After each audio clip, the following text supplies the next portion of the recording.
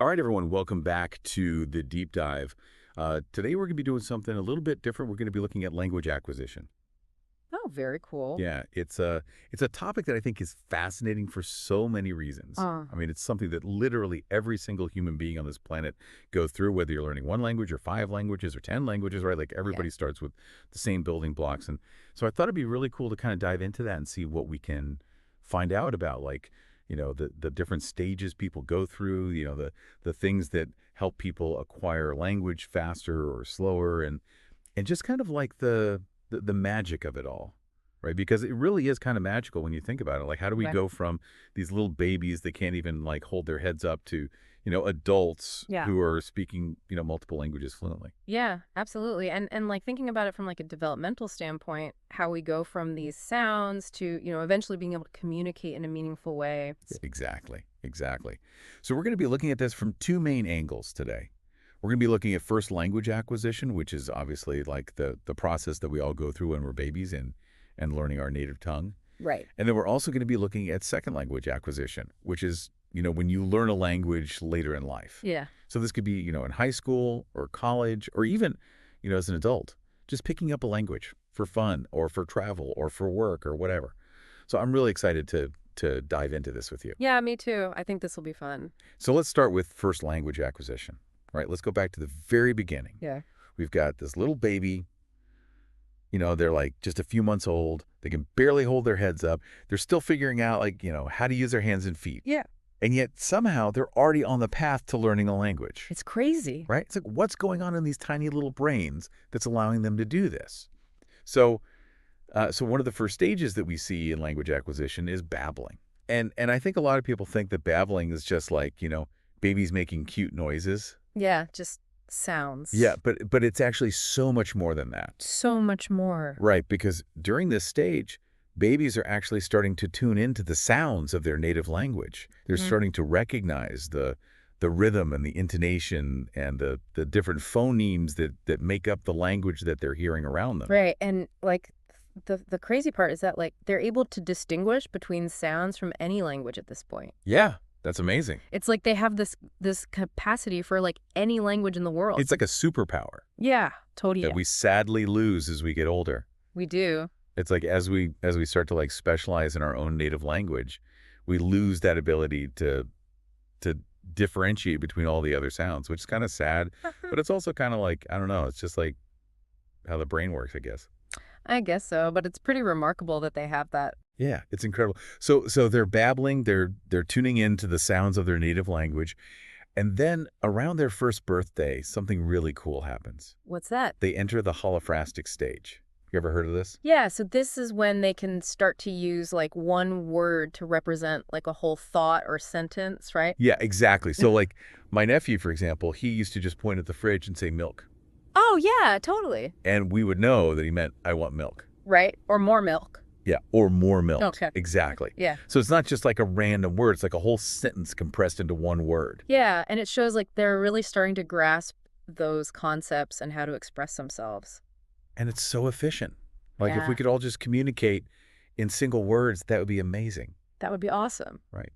But sadly, we lose that efficiency as we get older, and our language gets more complex. I know. So after the holophrastic stage, they move into the telegraphic stage. Right. And this is where they start putting words together. But they're still very concise. Yeah.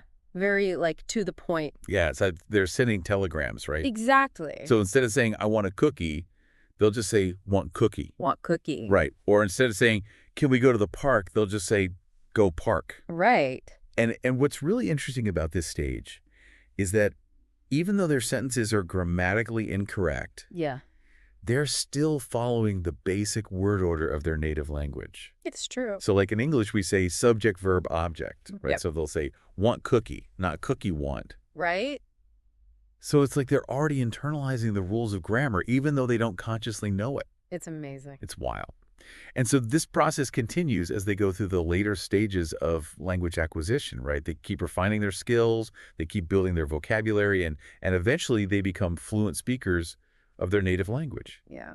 So that's first language acquisition. in a nutshell. In a nutshell. But what about second language acquisition? Right. What happens when we try to learn a new language later in life? Yeah, it's definitely a different experience for sure. It's a whole different ballgame, right? Like when you're a baby, you're just like soaking it all up like a sponge. Totally. But as an adult, you have to like consciously learn the rules and the vocabulary and the grammar, and it's a lot more work. Yeah, there's definitely a lot more effort involved, and it can be challenging.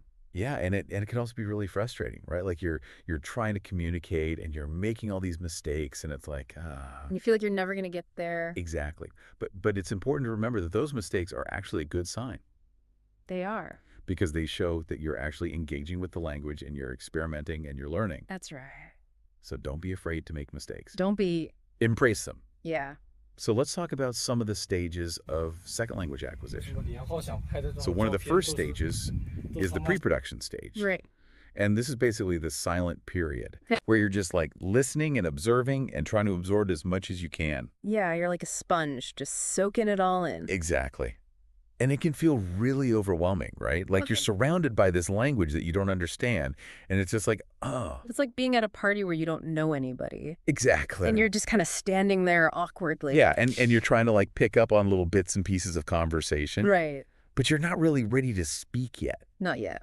But eventually you move into the early production stage. Right. And this is where you start to say like a few words and phrases. Yeah, you start to get a little bit more brave. Yeah, and you're still making a lot of mistakes. Being coarse. But you're starting to communicate. And that's the important part. Yeah, and it's a really exciting stage because it's like, oh my gosh, I can actually say something in this language. Right. And then you move into the speech emergence stage. Yeah. And this is where you start to form longer sentences and you start to feel more fluent. And you have those moments where things just start to click. Yeah, it's like the light bulb goes off and you're like, oh my gosh, I get it. Right. And it's such a rewarding feeling. It is. But then you hit the intermediate fluency stage. Oh, yeah. And this is where things start to get really tricky. Yeah. Because it's not just about grammar and vocabulary anymore. Right. It's about like cultural nuances and idioms and humor and all those like subtle things that make a language really come alive. Yeah, like all the things that you don't learn in a textbook. Exactly. Yeah. And this can be really challenging because it's like